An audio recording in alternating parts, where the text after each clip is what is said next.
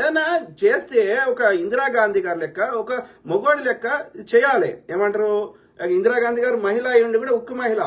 ఎందుకంటే ఇవన్నీ ఏమవుతుంది అంటే వేల సంవత్సరాల నుంచి బ్రాహ్మణుడు పెట్టినటువంటి మనువాదము వీటితోటి మనకు కొన్ని పదాలు వస్తాయి. మహిళలారా క్షమించండి. నేను చాలాసార్లు చెప్పిన ఏది ఒక్క పిల్లలుగా అనే విషయంలో తప్ప మిగతా అన్ని విషయాల్లో మగవారు చేసి అన్ని పనులు మహిళ చేయగలదు. ఓకే, సో కాబట్టి మహిళను ఆట వస్తువు లెక్క చూడొద్దు అని నేను 1,00,000 సార్లు చెప్పిన. కానీ ఈ సబ్ కాన్షియస్ మైండ్ లో లెవెల్లో వందల సంవత్సరాల నుంచి ఈ బ్రాహ్మణుడు మనకి ఆ యొక్క మహిళని చూసే విధానంలో కానీ లేకపోతే ఈ యొక్క దళితులు ఈ వర్ణ వ్యవస్థను పెట్టడం వల్ల మనకు తెలియకుండానే మన కంట్రోల్ లేకుండానే సబ్ కాన్షియస్ లెవెల్లో కొన్ని మాటలు దొరలొచ్చు, నన్ను క్షమించండి. బట్ ఏది ఏమైనా మన సబ్జెక్ట్ నుంచి డివియేట్ కావద్దు. అంటే ఏ టాపిక్ మాట్లాడితే ఆ టాపిక్ రిలేటెడ్ ఉంటేనే ఆ చూసే వాళ్ళకి కొంచెం మీనింగ్ఫుల్ ఇన్ఫర్మేషన్ వస్తుంది. కాబట్టి నేనేం కోరుతున్నా అంటే ఏది హరితహారం లేదా గ్రీనరీ అనేది కంప్లీట్లీ డిఫరెంట్ ప్రాజెక్ట్. దానికి ఒక ప్రణాళికను ఏర్పాటు చేయండి.